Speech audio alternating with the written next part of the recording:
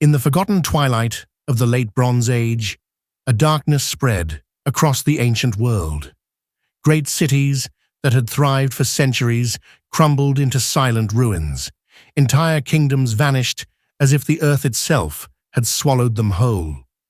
From the shores of the Aegean to the banks of the Nile, a catastrophe unfolded so complete, so devastating, that its echoes are still felt in the pages of history.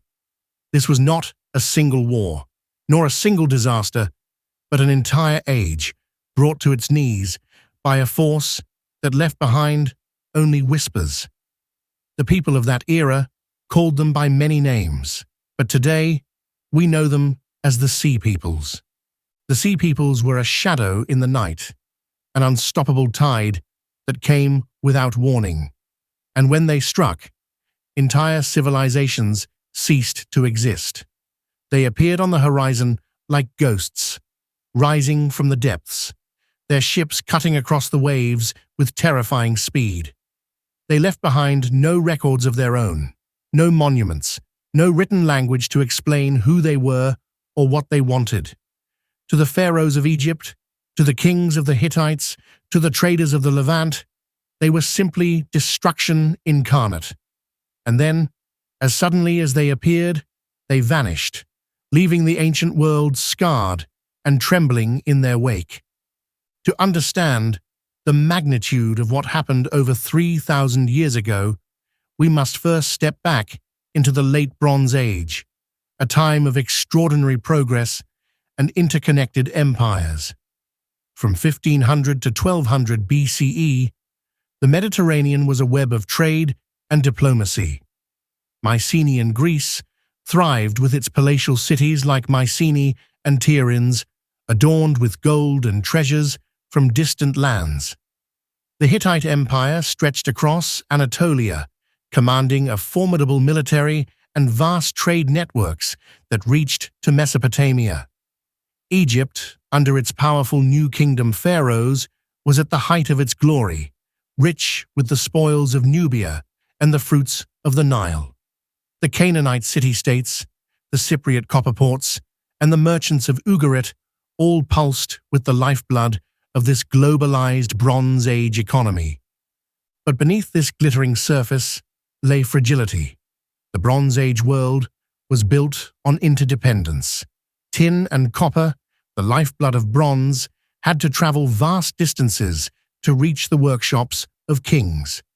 Grain moved from fertile lands to arid cities dependent on trade. Armies, though mighty, relied on chariots and infrastructure that could be shattered with a single devastating blow. And somewhere, beyond the horizon of this interconnected world, forces were gathering that would exploit its every weakness. The first whispers of the coming storm were subtle. A letter here, a burned-out village there, caravans failing to arrive at their ports. In the archives of the Hittite Empire, tablets record ominous requests for grain, desperate pleas for aid, and reports of strange raiders harassing the coastlines. By the time the danger was fully recognized, it was too late. The Sea Peoples struck with precision and ferocity. No one knew their origin. They were not a single tribe or kingdom, but a confederation of marauders, warriors, refugees, and perhaps entire nations on the move. They came by sea in sleek vessels that could outmaneuver the great trading ships. They attacked ports, sacked cities, and in some cases, burned entire civilizations out of history. The kingdom of Ugarit, once a thriving hub of commerce and culture, sent out desperate letters as their enemies closed in. One tablet, never delivered, still survives. The enemy is upon us. Our ships are at sea. They have not returned. We are finished. Shortly after, Ugarit was gone. The Hittite Empire, one of the great powers of the Bronze Age, fell in the chaos. Its capital, Hattusa, was abandoned and burned. The cities of Mycenaean Greece suffered similar fates, palaces destroyed, trade routes severed, and the glory of the Age of Heroes dimmed into legend. Even mighty Egypt, under Pharaoh Rameses III, barely withstood the onslaught. Carvings in the Temple of Medinet Habu depict the battle that would define this era. The Sea Peoples, with their feathered headdresses and ox-driven wagons, clashing against the disciplined Egyptian armies in a fight for survival. And yet, even Egypt could not fully escape the collapse. Though Ramesses claimed victory, the strain of constant war, famine, and economic disruption left the empire weakened, a shadow of its former self. The late Bronze Age world had been shattered, and in its place emerged centuries of darkness and isolation. Writing systems were lost. Great cities became ruins. Knowledge and memory themselves seemed to fracture, leaving behind only fragments of a story. Who were the Sea Peoples truly? Were they invaders from the Aegean, displaced by earthquakes and famine? Were they refugees of fallen kingdoms, turning to piracy and conquest to survive? Or were they part of something far larger, a migration event that rippled across continents, toppling the fragile global system of the Bronze Age? The truth is elusive, hidden in the layers of archaeology, scattered inscriptions, and the silent ruins of once great cities.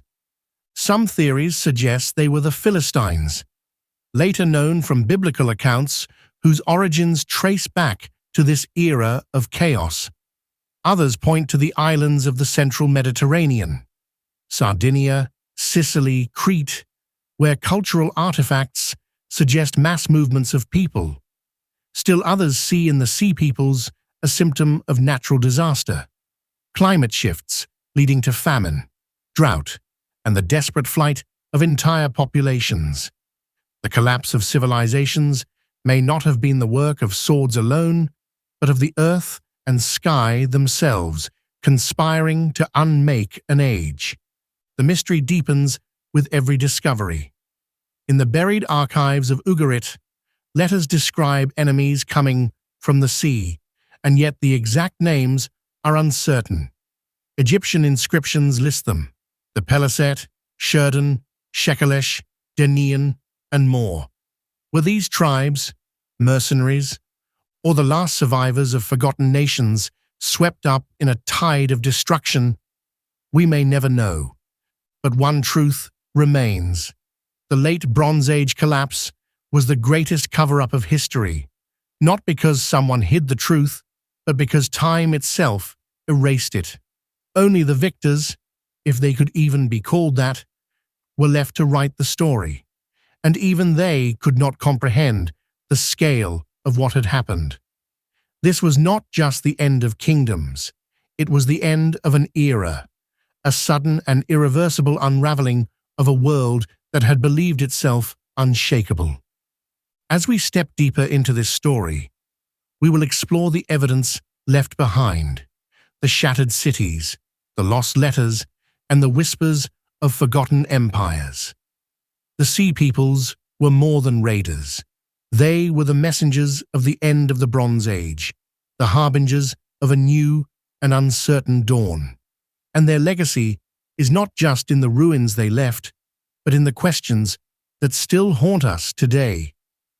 The fall of the Bronze Age was not a single moment, but a series of cascading disasters, a slow-motion collapse that swallowed an entire world. To truly grasp its magnitude, we must journey across the map of the ancient Mediterranean, tracing the path of the Sea Peoples as they carved their trail of ruin. Far to the west, on the sunlit islands of the Aegean, the Mycenaean palaces once gleamed with wealth and artistry.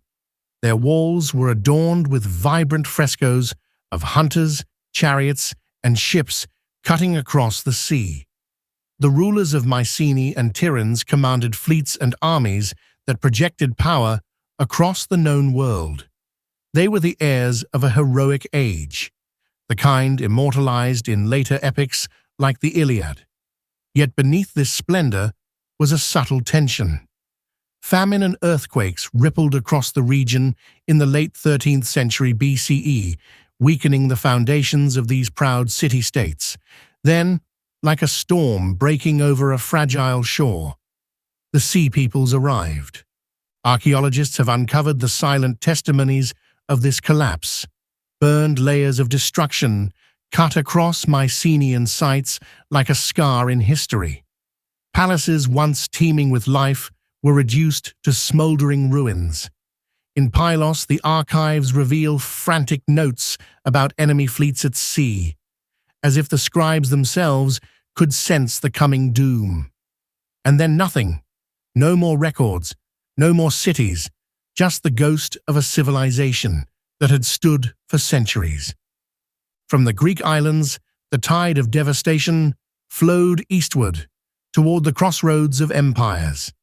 Cyprus, rich in copper and central to Bronze Age trade, became a target.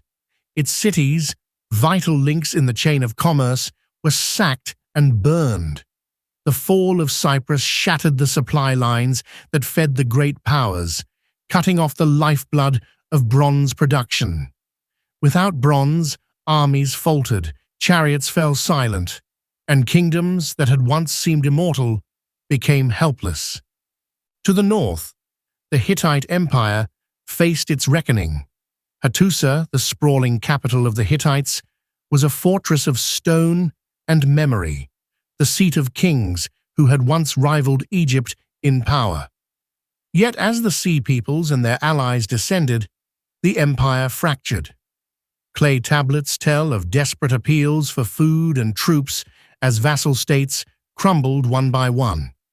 The last records of the Hittite court carry a note of resignation, as if even the kings knew that their world was slipping away.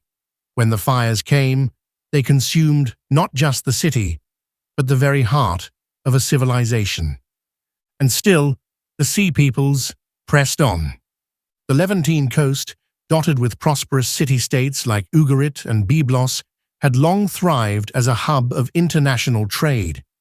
Here, ships from Egypt, Cyprus, and the Aegean exchanged goods, ideas, and cultures. It was a cosmopolitan world, linked by the tides of commerce, yet this very openness made it vulnerable. When the Sea Peoples arrived, the bustling ports that had once echoed with the clamor of markets and the creak of docked ships fell silent. One letter from the king of Ugarit to the king of Alashia, found in the ruins of the city, captures the sheer terror of the moment. The enemy is at the gates. My soldiers are away. The ships that I sent to you have not returned. Save yourself. The letter was never sent. The clay tablet, fired accidentally by the inferno that consumed the city, lay buried for over 3,000 years.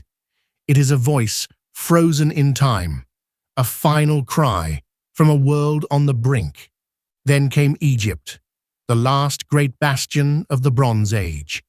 By the early 12th century BCE, waves of migrants and invaders had reached the delta of the Nile. Pharaoh Ramesses III, the last of the warrior kings, faced the Sea Peoples in battles that would decide the fate of the ancient world. The walls of Medini Habu still bear the images, ships clashing in chaotic melees, archers loosing volleys of arrows, and the Sea Peoples, men, women, and children alike, arriving with their ox-drawn wagons as if carrying their entire lives into the fray. Egypt triumphed, or so the pharaoh proclaimed. Yet even this victory could not halt the collapse entirely. The economy of the Nile faltered. Tombs were robbed. Internal revolts simmered. Egypt would never again reach the heights of its new kingdom glory. The world had changed forever. But the story of the Sea Peoples is not merely one of conquest and destruction. It is also a story of transformation, of the old world dying so that a new one could emerge. In the ashes of the Bronze Age, the seeds of the Iron Age were sown. Civilizations adapted, migrated, and evolved. The Philistines, perhaps descendants of the Sea Peoples, took root along the coast of Canaan. Greek culture entered its dark age, only to be reborn centuries later in a new form. And yet the question lingers, like the echo of waves against an empty shore. Who were the Sea Peoples truly? Were they the agents of chaos or the victims of a greater chain of disasters? The evidence is fragmentary, scattered like shards of a broken amphora. A few inscriptions, a handful of letters, the silent ruins of cities that had once connected a vast and brilliant world. To piece together their story is to walk a knife's edge between history and legend. Archaeologists uncover burned cities and abandoned palaces, while linguists trace faint whispers of names across time. Sheridan, Peliset, Denian, Shekelesh. Some of these names seem to link to distant lands, perhaps Sardinia, perhaps the Aegean.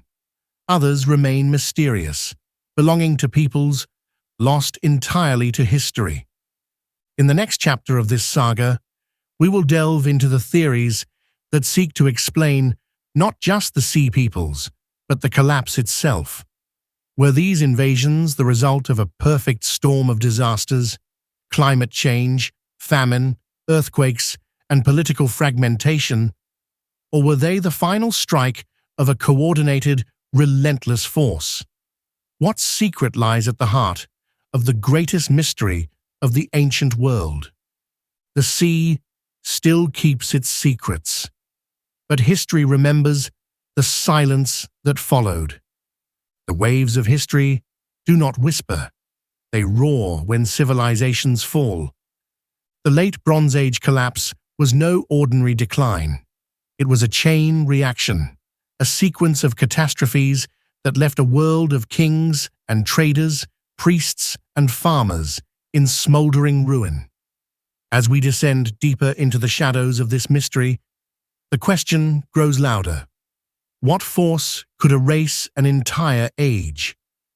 Across the ancient Mediterranean, the evidence is as haunting as it is incomplete. In the ruins of cities that once thrived, we see the story written in fire and silence. Charred beams, toppled walls, and the ashen remnants of what was once a vast interconnected network of culture and trade. The Sea Peoples are remembered as the executioners of this world, yet even now their origins remain shrouded in myth and conjecture. Theories abound, whispered by historians, archaeologists, and dreamers alike.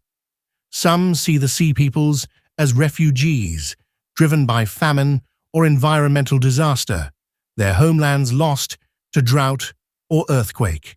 Others imagine them as ruthless conquerors, united by hunger, ambition, or vengeance.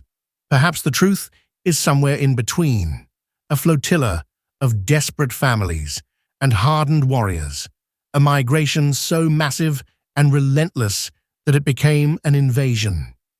Consider the strange pattern of destruction that historians have mapped.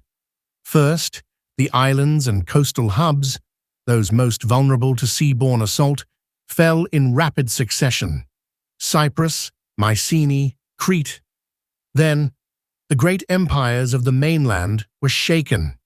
The Hittites, long the rivals of Egypt, collapsed almost overnight, their cities abandoned, their archives ending mid-sentence.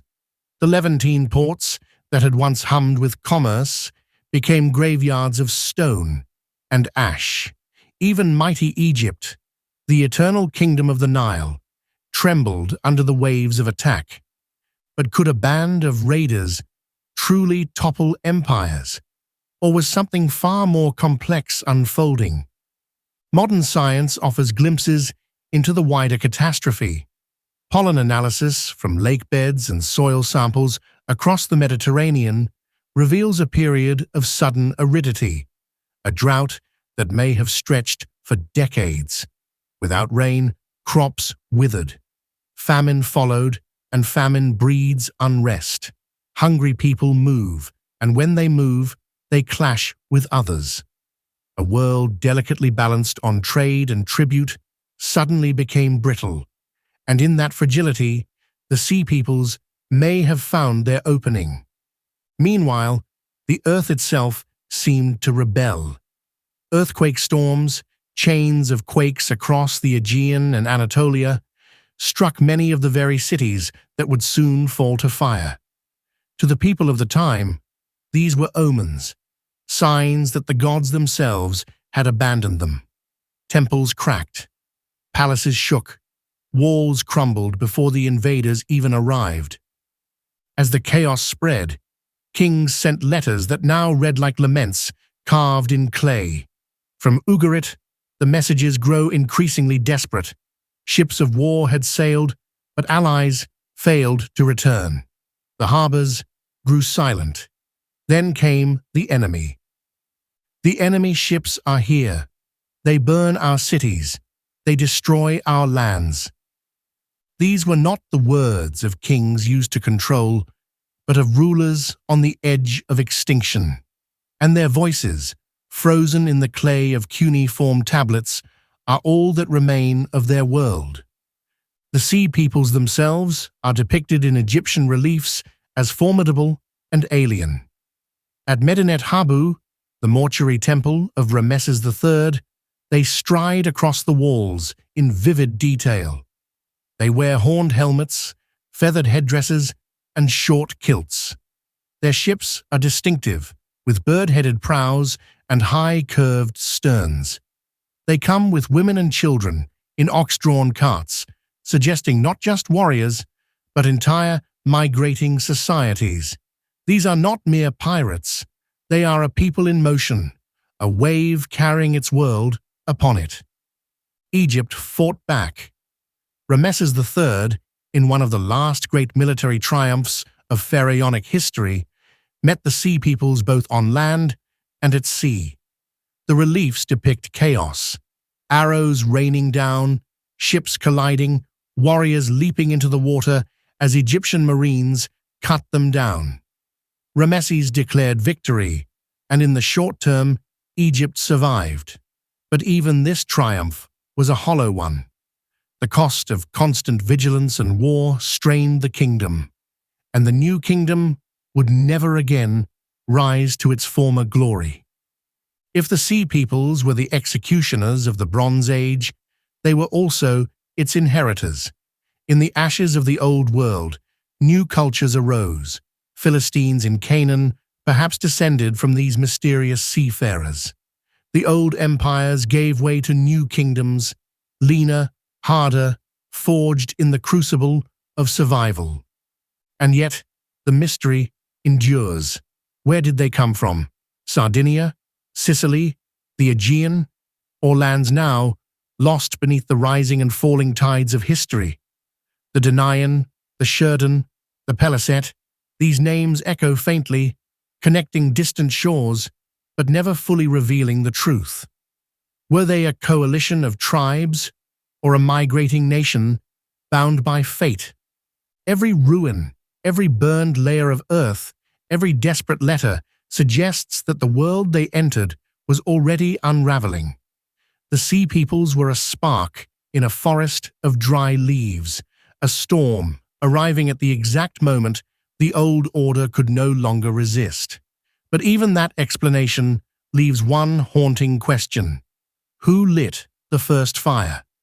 In the next part, we dive even deeper into the enigma, unraveling the strands of myth and history, exploring the possibility that the sea peoples were not merely the agents of destruction, but the survivors of an even older cataclysm. Were they running from something far worse than war, carrying with them the memory of a disaster so great that it erased their own homelands from the map? The collapse of the Bronze Age is like staring into a black mirror of history. We see the outlines of catastrophe, burned cities, abandoned harbors, toppled palaces, but the reflection is fractured. Every shard tells a part of the story, yet none reveal the whole. To truly understand the sea peoples, we must follow the trail of both evidence and legend. into the deep currents that carried them to the shores of history. When the late 13th century BCE began, the Eastern Mediterranean was a vibrant network of trade and power. The great powers, Egypt, the Hittites, Mycenaean Greece, the city-states of the Levant, were all interconnected. Copper from Cyprus, tin from as far as Central Asia, and gold from Nubia flowed into ports and palaces. In this fragile golden web, bronze was the lifeblood of civilization. The swords of warriors, the tools of farmers, the ornaments of kings, all were bound to the metal that gave the age its name. Then, as if by some unspoken signal, the threads began to snap. From the Aegean to Anatolia, cities fell in flames. Mycenaean strongholds that had dominated the Greek mainland for centuries were sacked and abandoned. The Hittite capital of Hattusa, once a sprawling city with colossal walls, was deserted, its granaries empty, its temples silent.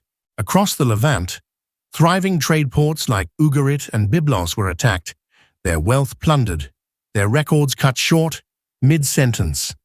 Somewhere amidst this destruction, the sea peoples emerged like a shadow given form. Egyptian inscriptions speak of them as a coalition of foreign tribes, the Sherdan, Shekelesh, Danaean, Weshesh, and Peliset. These names echo like a riddle across time. Scholars have tried to connect them to known lands, Sardinia, Sicily, Crete, Anatolia, even the tribes of the Aegean.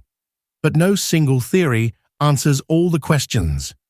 What we do know comes mostly from Egypt, the one great power that survived the storm. On the walls of Medinet Habu, the mortuary temple of Ramesses III, we see the sea peoples in chilling detail. They are depicted as both invaders and migrants, entire populations moving together. Their men are armed with swords, spears, and round shields. Some wear horned helmets or feathered headdresses, others simple headbands. Their ships are unlike Egyptian vessels, long, sleek, and built for the open sea, adorned with curved prows and sterns shaped like the heads of birds. The inscriptions tell of two great battles, one on land, where the sea peoples advanced through the Levant, leaving wreckage in their wake, the other at sea, where they attempted to invade Egypt directly. Ramesses III claimed a decisive victory, ambushing their fleet in the Nile Delta, luring them into traps and raining arrows upon their ships. In the reliefs, we see chaos, Egyptian archers firing from the shore, enemy ships colliding, warriors flung into the water. Some images show women and children among the invaders, watching the battle from ox-drawn wagons on land. But this raises a haunting question. Were these people conquerors, or were they refugees of a disaster far greater than war? Archaeological evidence from across the Mediterranean hints at a world in crisis even before the sea peoples appeared. Pollen samples from the Sea of Galilee, the Dead Sea, and Anatolian lakes show a sudden decline in vegetation around 1200 BCE, suggesting a severe drought that may have lasted decades. Without crops, famine would have followed. Famines do not stay within borders. They ripple outward, pushing desperate populations to migrate, to raid, to fight. Meanwhile, seismic studies suggest that the region may have been struck by what geologists call earthquake storms, chains of large quakes that ripple along fault lines over a period of years. Temples and palaces in Mycenae, Troy, and the Levant show damage consistent with such quakes. For ancient people, these were not natural events. They were omens, signs that the gods had abandoned them. Imagine living in that time. The earth shakes beneath your feet. The rain stops falling. The rivers dry. Crops wither. Trade collapses. Armies march in vain. only to find empty granaries and silent allies. And then, out of the mist on the horizon, sails appear. Ships unlike any you've seen, bearing warriors with horned helmets and eyes set on survival. The sea peoples in this vision were not the beginning of the catastrophe. They were its culmination, a human tide formed by centuries of strain on the delicate fabric of Bronze Age civilization. They were the survivors of a system that had grown too vast, too dependent on long-distance trade and fragile alliances, to endure the chaos of nature and the fury of desperation. And yet, their role was not only destructive. In the lands where they settled, most famously in Canaan, where the Peliset became known as the Philistines, they laid the foundations of new cultures. Archaeologists have found Philistine pottery with styles tracing back to the Aegean, as well as evidence of unique foods, tools, and burial practices. They were not ghosts. They were real, living people who reshaped the lands they touched. Still, the greatest mystery remains. Where did they come from? Were they the last survivors of fallen islands, their homes swallowed by the sea? Were they tribes cast adrift by a collapsing trade network? Or were they something more, a coalition of exiles from multiple worlds, united by a single primal instinct: survival? As the Bronze Age drew its last breath, the Sea Peoples became the bridge between eras, leaving behind whispers of a story that seems at once human and mythic. But our descent into this enigma has only just begun. In the next part, we venture even deeper into their origins, exploring the theories that link the Sea Peoples to lost lands, forgotten legends, and the possibility that their exodus was triggered by a catastrophe far beyond the scope of human war, a calamity that rewrote the history of an entire age. The Sea Peoples remain one of the greatest enigmas in the history of human civilization. We have seen the wreckage they left behind: burned cities, shattered kingdoms, and the whispers of fear etched in stone. But to truly grasp their place in the Bronze Age collapse, we must now journey into the deep shadows of their origins. Who were they? Where did they come from? And what force was powerful enough to unite these disparate groups into the tidal wave that swept across the Mediterranean? Some historians begin the story in the Aegean Sea, among the islands of Greece, Crete, and the coasts of Anatolia.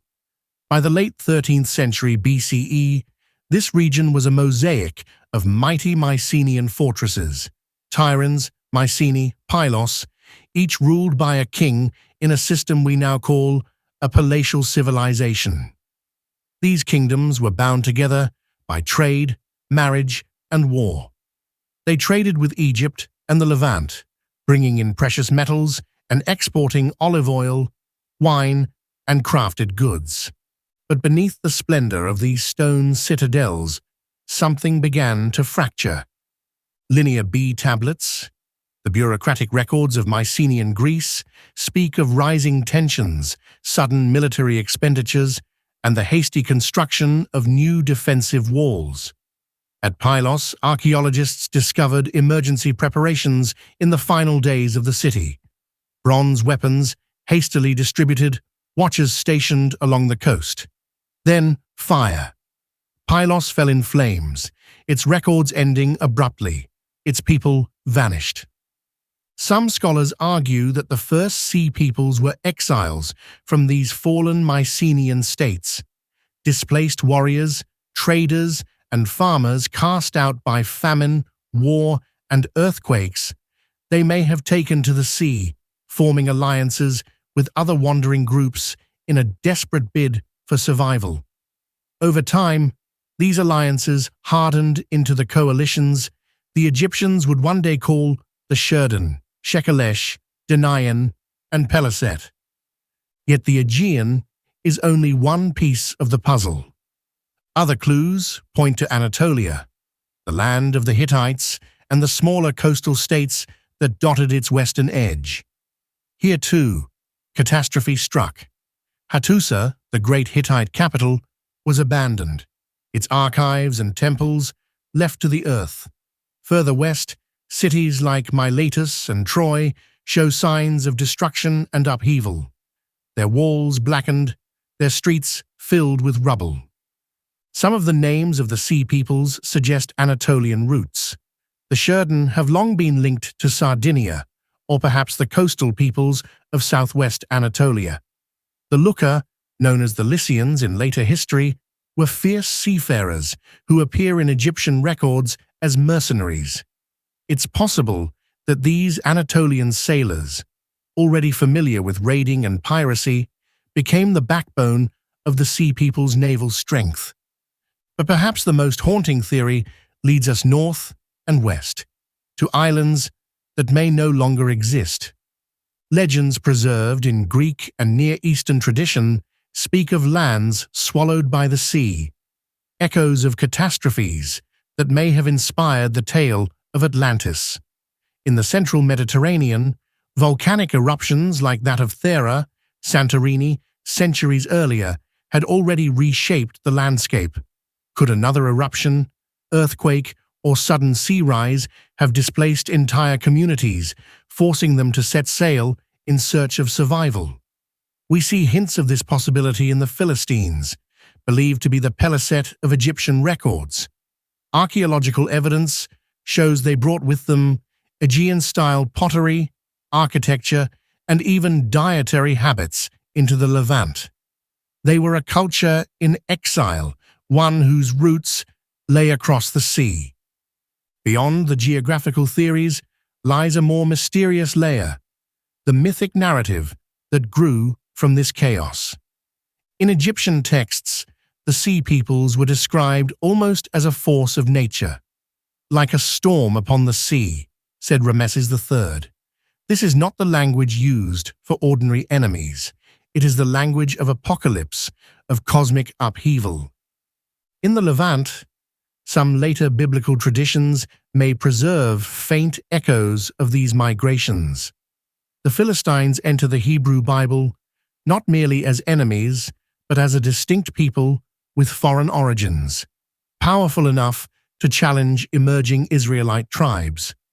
In Greek myth, stories of wandering heroes and exiled peoples, Odysseus, the sons of Heracles, and the mysterious peoples from across the sea, may preserve memories of this age of displacement. Even the Hittite and Ugaritic texts speak in tones of fear and dislocation in their final moments. Letters from the king of Ugarit to his ally in Cyprus beg for help as enemy ships approach. The enemy ships are already here. They have set fire to my cities. The sea is closed. I cannot see the land of my enemies. My fields are gone. What am I to do? The letter ends there. The city burned. The king likely died in the flames. The sea peoples were not merely raiders. They were the embodiment of the Bronze Age collapse, an event so complete, so transformative, that it ended centuries of prosperity and began a dark age that lasted for generations. Trade routes broke. Writing systems vanished in Greece for 400 years. Palaces became ruins.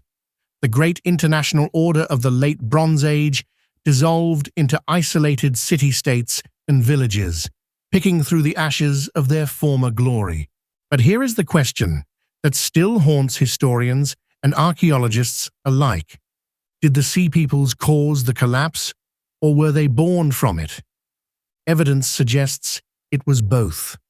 They were both the sword and the shadow, the symptom of a world already trembling, and the instrument that drove the final blow. In our next part, we will dive deeper into the hidden aftermath of their raids, the lands where they vanished, the cultures they forged, and the evidence that suggests the sea peoples did not disappear, but became the seeds of the next chapter in human history. The storm of the Sea Peoples did not end with fire and ruin. It left in its wake a transformed world, a world where the rules of power had changed forever. The Mediterranean, once a web of interconnected empires, became a shattered mirror, each fragment reflecting the chaos of the Bronze Age collapse. But to understand the true scope of this upheaval, we must trace the survivors and the seeds of new civilizations that emerged from the ashes. When Ramesses III faced the Sea Peoples in the early 12th century BCE, he fought not a single nation, but a coalition, a desperate alliance of peoples cast adrift by war, famine, and perhaps the whims of nature itself. His inscriptions at Medinet Habu give us our most vivid portrait. No land could stand before their arms. From Hatti, Kode, Carchemish, Arzawa, and Alashia on, they were cut off at one time. A camp was set up in one place in Amuru. They desolated its people, and its land was like that which has never come into being. They came onward toward Egypt, their hearts relying on their arms. We see in these words both fear and awe. Ramesses called them those who came from the Isles and a storm upon the sea. His scribes depicted warships bristling with warriors, round shields, horned helmets, and long spears sailing into the Nile Delta like a dark tide. The Egyptians, seasoned in war, dug defensive canals and staged an ambush, catching the invaders as their ships entered the shallows. Arrows rained from the shore, and the Nile itself became a graveyard of broken hulls. Ramesses III claimed total victory. His reliefs show bound captives, piles of enemy weapons, and families of the invaders kneeling in defeat. But behind the triumph lies a deeper truth. Egypt barely survived. In the years after the Sea People's attack, Egypt was never the same. The new kingdom entered a slow decline, its treasury strained, its borders shrunken. The fact that entire families, women and children, traveled with the Sea Peoples hints that this was not merely a war of conquest, but a migration of necessity. These were whole societies on the move, uprooted from their homelands, seeking new ones by fire and sword. So where did they go? The Philistine Pentapolis, Gaza, Ashkelon, Ashdod, Ekron, and Gath, rose in the southern Levant in the aftermath of the invasions. Archaeology tells their story in shards of pottery. The Mycenaean 2C style, an unmistakable Aegean fingerprint, appears suddenly along the coast of Canaan. Their cities bore the mark of both Old World craftsmanship and New World adaptation, an echo of a people who had crossed the sea to plant their culture in foreign soil. The Philistines thrived. They became a powerful force in the Iron Age, clashing repeatedly with the highland tribes that would one day form the kingdoms of Israel and Judah. To their enemies, they were outsiders, the eternal Sea Peoples, carriers of foreign gods and foreign ways. Yet over generations, they would merge into the complex fabric of Levantine culture, leaving behind legends that still echo in biblical tales. Farther west, across the Mediterranean, the story takes another twist. In Sardinia, Corsica, and Sicily, mysterious nuragic towers and megalithic structures appear around the time of the Sea People's dispersal. The Sherden, one of the named tribes, are often linked to Sardinia, where stone fortresses called nuraghi dot the landscape in silence. Did a fragment of the Sea Peoples settle here, leaving behind these enigmatic monuments? Meanwhile, on Cyprus, called Alashia in the Bronze Age, the collapse was both a curse and an opportunity. The island's copper mines, once a vital link in the Bronze Age trade network, fell briefly silent amid raids and destruction. But in the post-collapse era, new coastal settlements rose, some bearing the hallmarks of displaced Aegean cultures. Cyprus became both a sanctuary and a springboard for the next wave of Mediterranean commerce. The aftermath was not only physical, but cultural and psychological. The world that had existed for centuries, the world of Hittite kings, Egyptian pharaohs, Ugaritic scribes, and Mycenaean warriors, was gone. In its place was an age of isolation. Writing systems like Linear B disappeared. Trade networks withered. Cities shrank. Generations grew up in the shadow of ruins, surrounded by the silent testimony of their ancestors' greatness. Yet out of this darkness came rebirth. In Greece, the so-called Greek Dark Ages slowly incubated the seeds of the classical world. The oral traditions of wandering heroes, sea journeys, and lost kingdoms, stories that would become the Iliad and the Odyssey, were likely shaped by memories of this very collapse. Every tale of a city in flames, of warriors scattered, of gods abandoning mortals, is a whisper of the Bronze Age's final act. In the Levant, small coastal kingdoms rose from the ruins of Ugarit and Byblos, carrying the torch of trade into the Iron Age. The Phoenicians, masters of the sea, would one day sail beyond the horizon, founding colonies as far west as Carthage, building an empire from the lessons of survival that the Sea People's age had taught. But here lies the ultimate mystery. The Sea Peoples themselves disappeared as suddenly as they had arrived. Apart from the Philistines and a few scattered settlements, the names recorded by the Egyptians fade into silence. Were they absorbed into new cultures, their identities dissolved in the flow of history, or were they a storm that burned itself out, leaving only legends behind? Historians and archaeologists continue to search for their trail in shipwrecks buried beneath the silt of the Nile Delta, in the ruined harbors of Anatolia, in the DNA of the modern Mediterranean. Each discovery brings us closer to an answer, yet the heart of the mystery remains. The Sea Peoples were more than raiders. They were a turning point. They were a warning, carved into history with fire and salt water, that even the greatest civilizations can fall to forces beyond their comprehension. The sea remembers what the land forgets. Beneath the dark waters of the Eastern Mediterranean lies a silent archive, a record of the Bronze Age's greatest catastrophe. While the names of the Sea Peoples fade in stone and papyrus, the ocean floor may hold their truth. When the Bronze Age world fell, its heart was maritime. Trade ships carried copper from Cyprus, tin from Anatolia, wine and oil from the Levant, and grain from Egypt, threading a web that bound continents together. It was this very web that the Sea Peoples tore apart, leaving shipwrecks as their only testimony. In the waters off Uluburun, near modern-day Turkey, a late Bronze Age merchant ship rests, its wooden hull long dissolved, but its cargo preserved in the deep. Discovered in the 1980s, the Uluburun shipwreck revealed a floating microcosm of an interconnected world.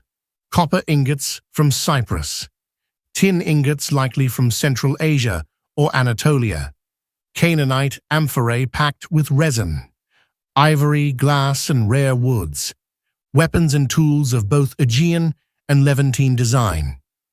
This ship sank in the 14th century BCE, decades before the Sea People's rise, but it serves as a benchmark. It shows us what was at stake, a system so globalized that when the Sea Peoples struck, the collapse cascaded like falling dominoes. By the early 12th century BCE, trade routes lay in ruins. Fewer ships dared to sail. Harbors were abandoned. And yet, in the sediment of certain bays, divers find charred timbers and scattered bronze weapons, clues to battles fought on the waves, to ambushes and desperate escapes that no scribe ever recorded. One site stands out: Haifa Bay, along the modern coast of Israel. Marine archaeologists uncovered the remains of a burned ship, its cargo of grain and ceramics fused into blackened lumps by fire.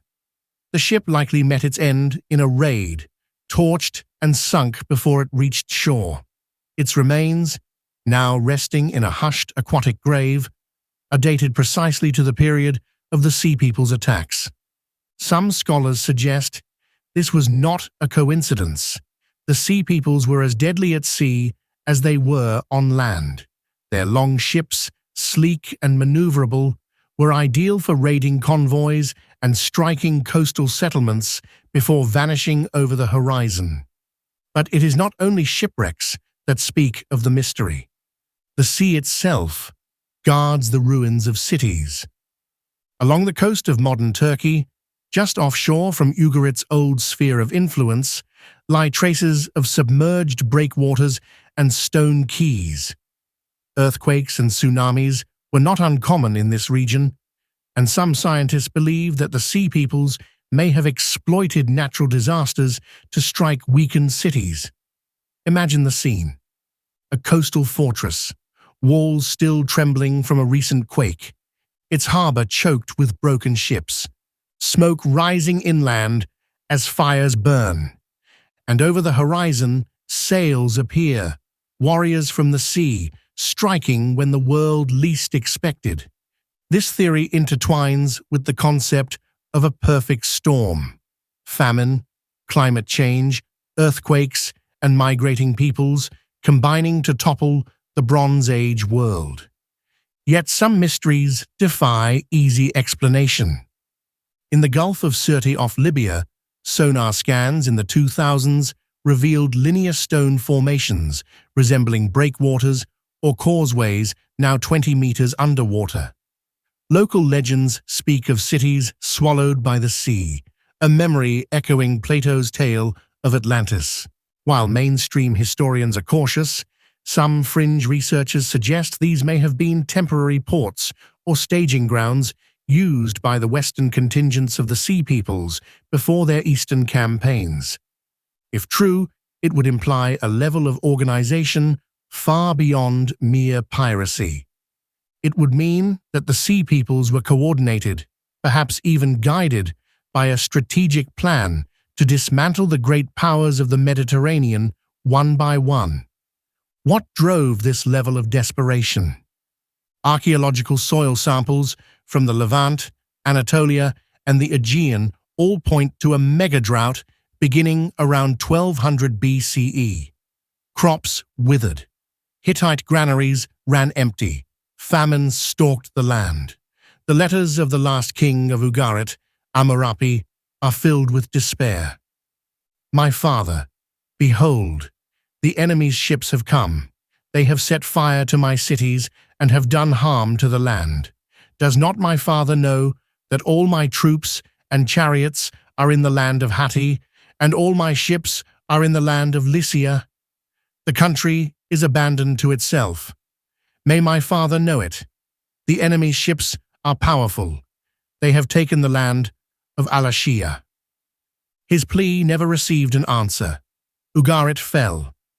Its libraries were buried under rubble, its people scattered or killed, and the city that had thrived for 500 years was gone forever.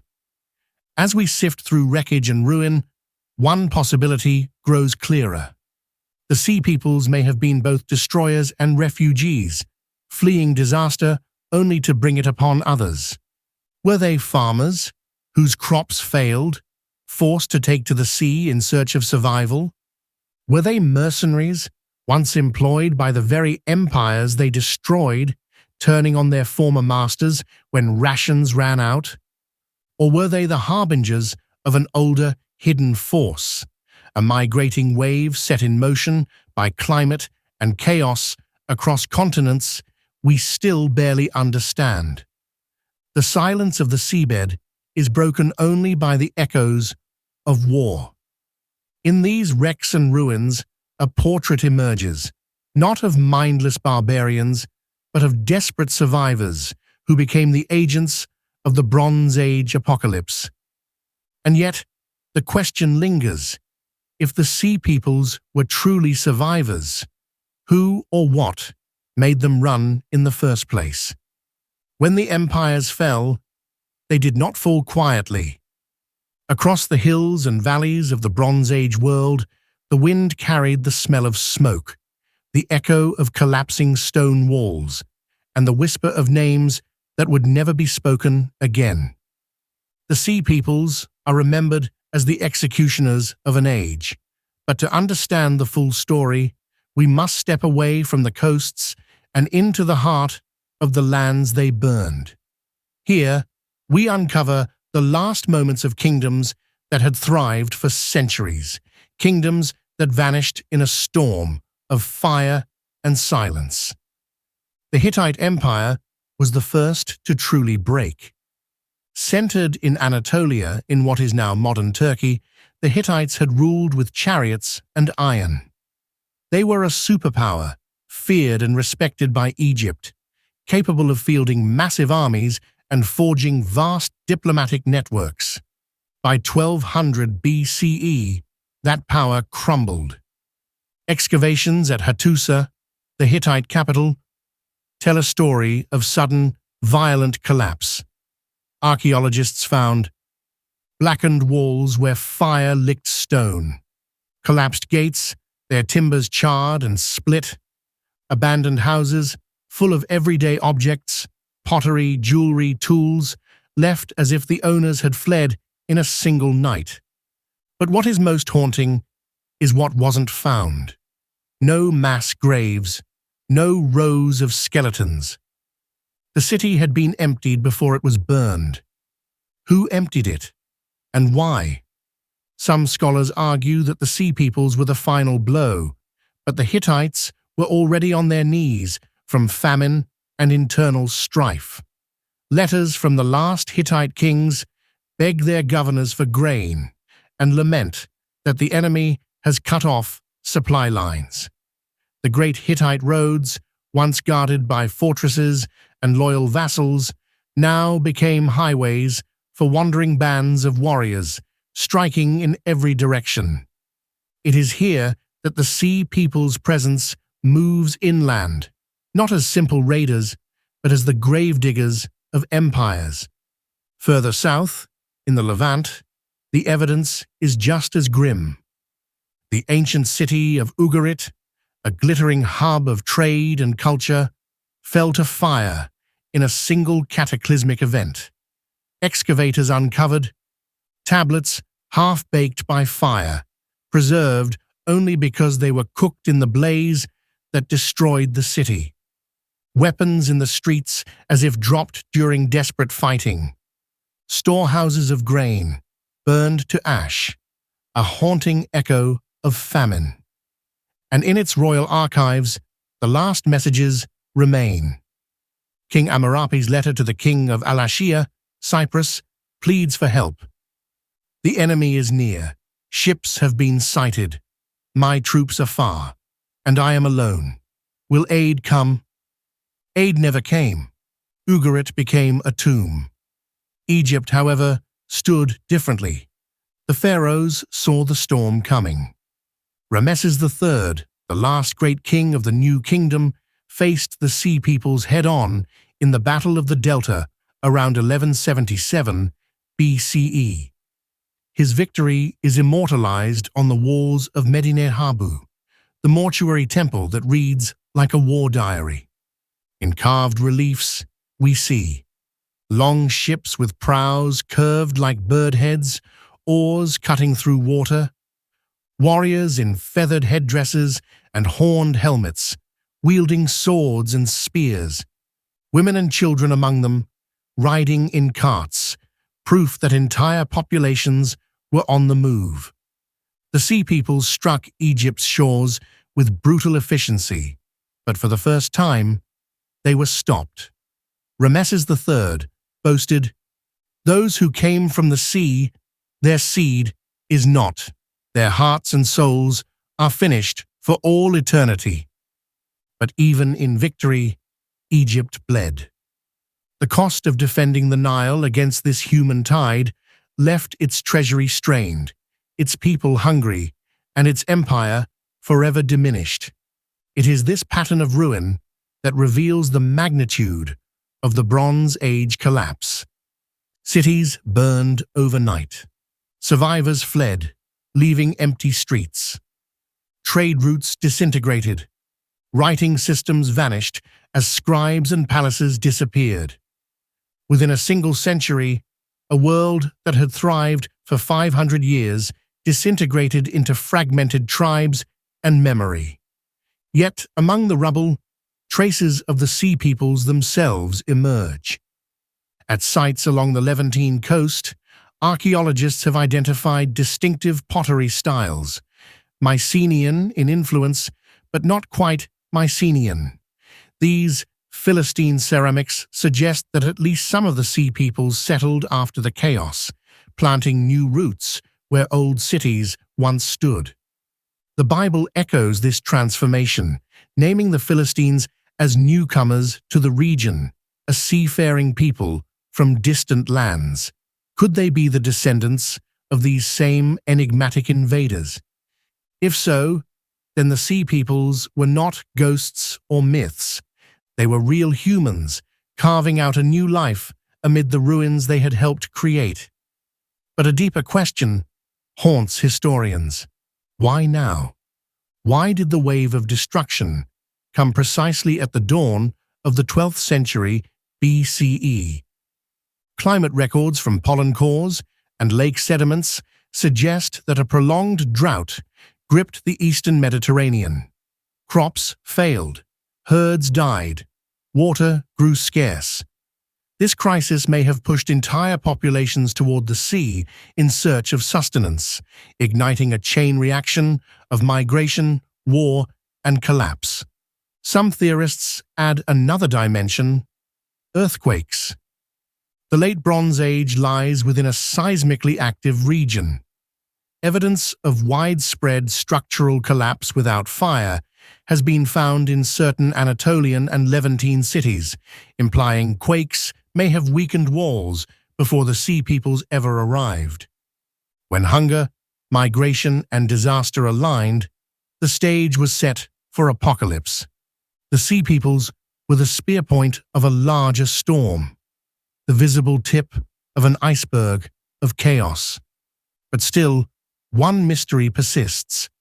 If they were refugees of disaster, where did they truly come from? Egyptian records name groups like the Sherden, Shekelesh, Pelesit, and Denian. Some appear in Aegean inscriptions.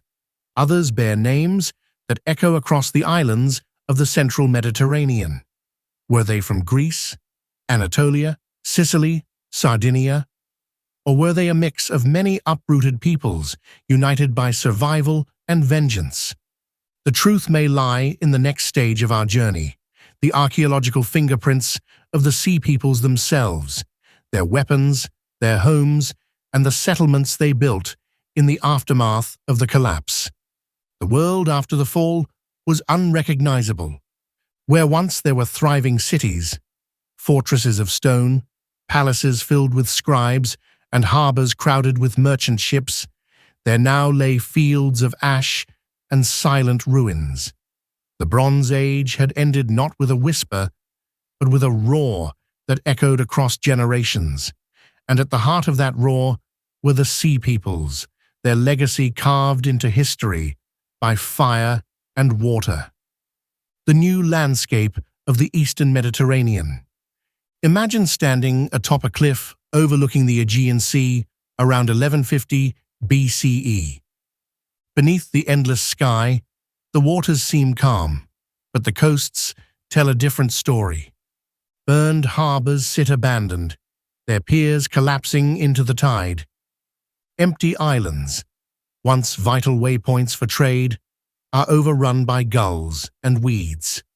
Silence reigns where hundreds of ships once moved bronze, grain, and wine between empires. This was the aftermath of the Bronze Age collapse, an apocalypse of its time. With Mycenaean Greece in ruins, Hatti shattered, Ugarit silenced, and Egypt weakened, the map of power was erased. Into this vacuum stepped the survivors, both the remnants of old civilizations and the newcomers who had ridden the storm, the Sea Peoples. The archaeological fingerprints of the Sea Peoples.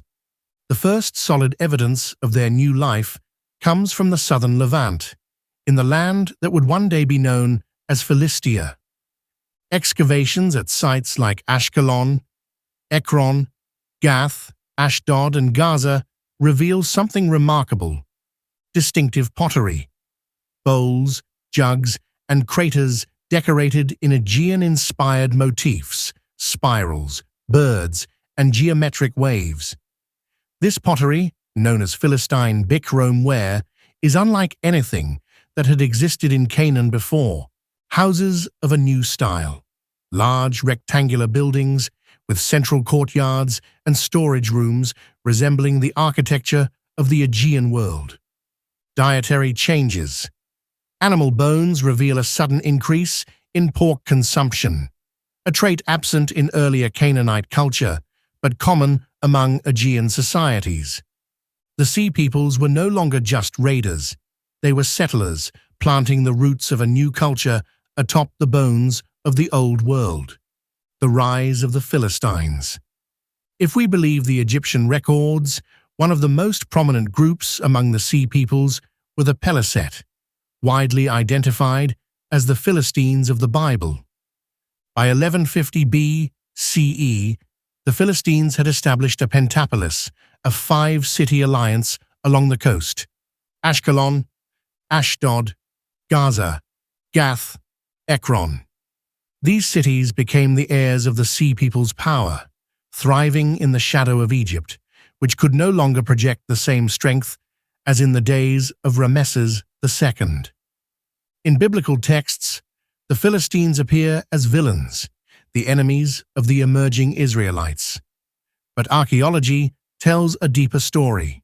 They were heirs to a displaced maritime civilization, forging a hybrid culture, part Aegean, part Canaanite, and entirely new. Mysteries of identity. Who exactly were the Sea Peoples? Even with centuries of study, the question remains unsettled. The Egyptian reliefs at Medinet Habu depict different tribes with unique dress and weaponry. Sheridan, helmets with horned crests. Later, these same names appear in Sardinia. Shekelesh, possibly linked to Sicily, their name echoing Sicel. Danaan, thought by some to be the Danans, a term used for Mycenaean Greeks in Homeric epics. Peliset, the Philistines, linked to the Aegean Islands or Crete. Cheker and Weshesh, more enigmatic, possibly from Anatolia or the central Mediterranean. The evidence suggests the Sea Peoples were not one people, but many, a confederation of uprooted tribes and warriors, moving as a tide of desperation and conquest. Theories of origin. Modern historians and archaeologists debate why they moved and from where. Climate change and famine. Pollen cores and sediment analysis reveal a century-long drought during the late 13th century BCE. Crops failed across Anatolia and the Levant, sparking famine and forcing migration. Earthquakes and natural disasters. Seismic evidence suggests a series of quakes struck the eastern Mediterranean during this period. Many cities show structural collapse without fire, implying nature weakened them before the human tide arrived. Collapse of trade networks. Bronze required tin, which had to be imported from as far as Central Asia. When trade collapsed, kingdoms lost the ability to arm their warriors, and their power crumbled from within. In this chaos, the Sea Peoples may have been both cause and consequence, raiders and refugees, conquerors and survivors. The Bronze Age ends, the Iron Age begins. Out of destruction came transformation. As the Bronze Age collapsed, the Iron Age dawned, and the world reshaped itself.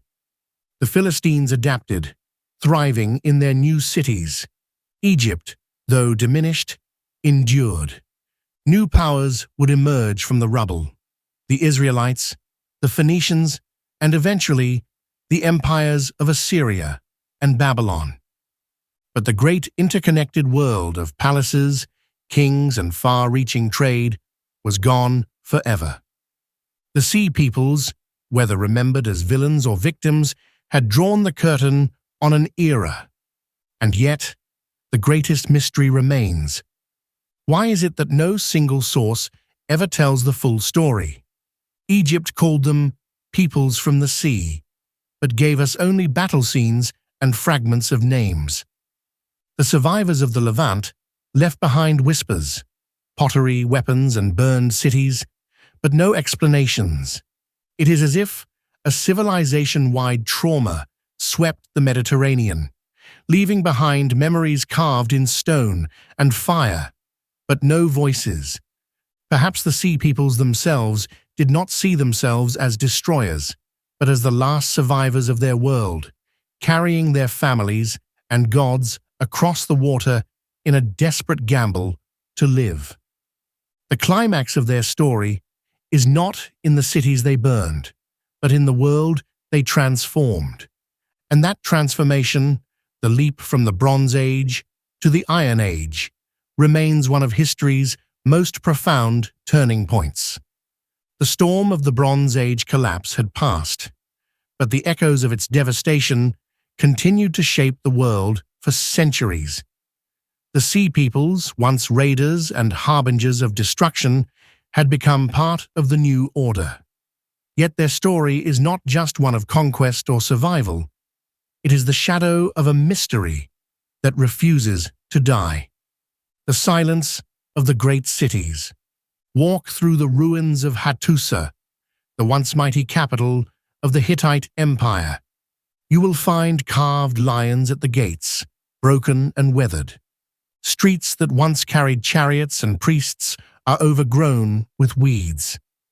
The stone archives are silent, baked clay tablets shattered and scattered, the last royal words crumbling into dust. Farther south, the port city of Ugarit lies buried beneath centuries of earth. Excavations reveal houses abandoned mid-life, ovens full of unbaked bread, left as families fled, letters etched in cuneiform, some half-finished, recording desperate pleas for help that would never arrive. Burned warehouses, once stocked with goods from Cyprus, Egypt, and Crete. The collapse was not a single moment. It was a slow-motion catastrophe, unfolding over decades as trade routes vanished, alliances broke, and empires turned to shadows. And somewhere in the middle of it all, the Sea Peoples sailed their black ships, moving like wolves across a bleeding landscape. Egypt's narrow escape. Egypt remains our clearest witness to the Sea Peoples. The reliefs of Medinet Habu do not just depict a battle, they depict an existential threat. On those stone walls, ships clash in the Nile Delta, archers raining arrows from the shore. Warriors with horned helmets fall into the water, their chariots sinking. Women and children ride in ox-drawn carts, evidence that this was not just an army, it was a migration. Rameses III's inscriptions proclaim victory, yet they are laced with fear. Egypt survived, but barely. Its treasury depleted, its temples strained, and its once mighty borders shrinking under pressure. The last great kingdom of the Bronze Age had been pulled into the abyss and climbed out wounded. After this battle, Egypt would never again project the same global power. The pharaohs would rule, yes, but the age of empire was gone. The seeds of the Iron Age. The Sea Peoples may have been the end of one era, but they were also the beginning of another. From their ashes, rose the Philistine culture, a blend of Aegean roots and Levantine soil. They became master craftsmen, builders, and warriors of the early Iron Age. Meanwhile, Phoenicia began to rise, taking control of maritime trade and laying the foundations for future cities like Tyre and Sidon. Israelite tribes emerged in the hill country, filling the vacuum left by the collapse. Assyria and Babylon, once peripheral, waited in the shadows to dominate the coming centuries. The Sea Peoples had smashed the old world, but in doing so, they had cleared the stage for the Iron Age civilizations that would shape history, and eventually, memory, theories that haunt history. Even today, scholars and historians debate what truly drove the Sea Peoples. Each theory adds a new layer of intrigue. Environmental cataclysm. Ice core and sediment studies suggest a decades-long drought and possible volcanic activity disrupted climate cycles. Famine may have driven entire populations to the sea in search of survival. Civil war and uprising. Some theories suggest the Sea Peoples included displaced Mycenaeans, rebellious warriors, mercenaries, and refugees after the collapse of their palatial kingdoms. This aligns with Greek legends of wandering exiles after the Trojan War. Globalized fragility. The Bronze Age was the world's first globalized system, dependent on fragile trade networks. When one part failed, tin from Afghanistan, copper from Cyprus, grain from the Nile, the whole structure collapsed like a house of cards. Perhaps the truth lies in a combination of all three, a perfect storm of famine, war, and migration, remembered by Egypt as an invasion of the Sea Peoples, the mythic afterlife of the Sea Peoples.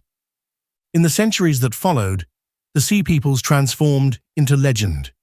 In Greek memory, they became echoes in tales of wandering heroes and raiders. In the Hebrew Bible, they appear as Philistine giants, enemies of Samson and King David. In Egyptian texts, they remain unnamed shadows, recorded in the language of war and divine victory. The lack of their own written record makes them ghosts in history. We know them only through the eyes of their enemies and the ruins they left behind. And yet through archaeology, a picture emerges. They were not monsters. They were survivors, navigating the collapse of a world they did not create, becoming the agents of its transformation. The true power of the Sea People's story lies not just in what they did, but in what it represents. The Bronze Age collapse was a civilizational reset, a moment when the first interconnected world of kings and merchants crumbled under its own weight. And when it fell silent, a new world rose from its bones. The Sea Peoples are both the villains and the victims of that transition. Villains to the kingdoms they destroyed. Victims to the forces, environmental, social, and political, that cast them into the sea. Their legacy is written in ruins, pottery, and whispers, a mosaic of survival and loss that reminds us of a truth. Modern history often forgets. Civilizations are fragile, and even the greatest can vanish in a single lifetime. The storm of the Bronze Age collapse does not end in a single day, nor in a single battle.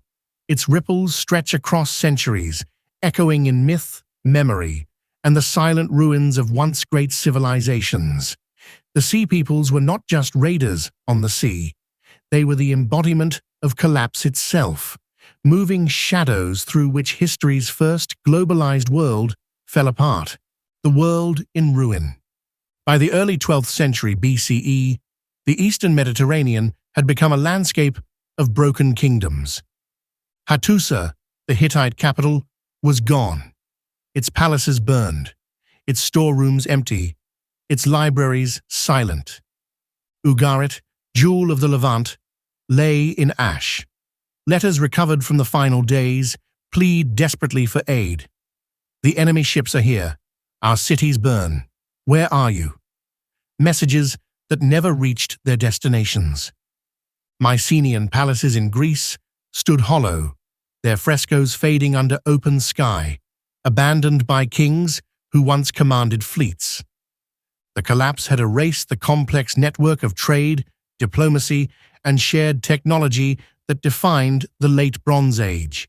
Tin from Afghanistan, copper from Cyprus, cedar from Lebanon, grain from the Nile, all of it once flowed across the sea like lifeblood.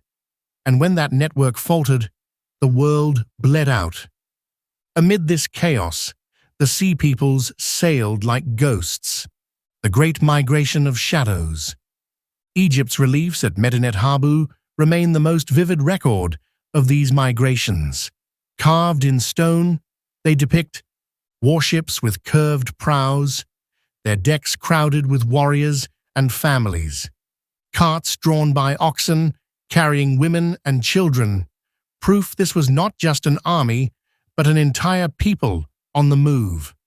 Horned helmets and feathered crests, marks of cultures whose exact origins are still debated. This was no mere raid. This was civilization in flight. Entire societies, uprooted by famine, war, or catastrophe, sought survival across the sea. When they arrived, they did not ask permission. They took, and the old kingdoms fell. Egypt's last stand. Only Egypt, under Ramesses III, held the line. The reliefs describe how the sea peoples advanced by both land and sea. Ramesses had prepared traps, fortifications along the Nile Delta, archers poised, ships ready. The clash was cataclysmic, chariots splashed through marshes, ambushing columns of migrants. Egyptian archers rained arrows as the sea people's ships drifted into crossfire.